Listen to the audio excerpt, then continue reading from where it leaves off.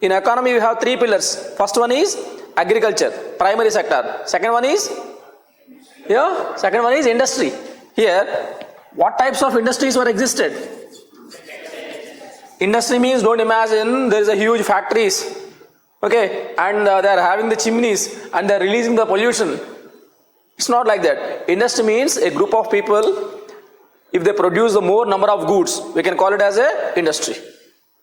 Now tell me, what type of industries were existed? Textile industry. How can you say? As we got the cotton textiles, so definitely cotton textile industry was existed. And in all the objects you can see, and that man, bearded man, and that upper garment was the cotton. So definitely we can say that cotton industry was existed. Then tell me. Jewelry, bead making industry, and jewelry. Yeah, then pot making, toys making. Yeah, then you all know very well. As we have discussed in all the important IBC sites, we found various objects. With that help, you can say, yeah, what are the other industries existed? Brick making, very good, my dear. Brick making industry, and within the bricks there are different types of the bricks. Dried bricks, burnt bricks, okay, and there are some curved bricks. Very good. Then carpentry. Don't we have the wooden objects? Carpentry. Yeah. IBC period is also called as Bronze Age. Bronze is nothing but copper and tin, and they are creating the bronze metal. So here we have the coppersmiths and bronze smiths. Is it not the trade? So here these people have produced a surplus of goods, a surplus of agriculture, and surplus in the industry, and this surplus was taken for the trade. Trade can be two types. One is a domestic trade and international trade. So domestic trade means within India, within Indian subcontinent, they have exchanged the goods. Let's say for example, they maintain trade contacts with the Kashmir. So to Kashmir, these IBC people, they have exported the goods, and from Kashmir they have imported. From Kashmir, what they can import? From Kashmir, you are saying something. Apple and all these products were later introduced. So actually from Kashmir we have the wood. From Kashmir they have imported the wood, the costly wood.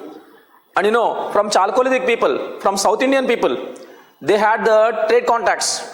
While discussing about the Inam gown, I said that mother goddess, small dams, humped bull, they were all found in the Inam gown. What does it mean? There is a frequent contacts between the people at the Maharashtra, people in the Karnataka to the IVC.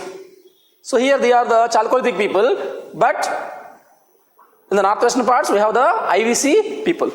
So there is a frequent exchange. Now our South Indian people, Chalcolithic people, they have imported some goods from the IVC. From South India, what they have imported? Copper is found in Rajasthan.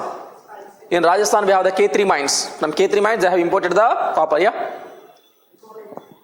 Gold, very good. Gold is not available in the northwestern parts. Only gold mines were found only in the South India. That's mean Karnataka. So from Karnataka they have imported these gold.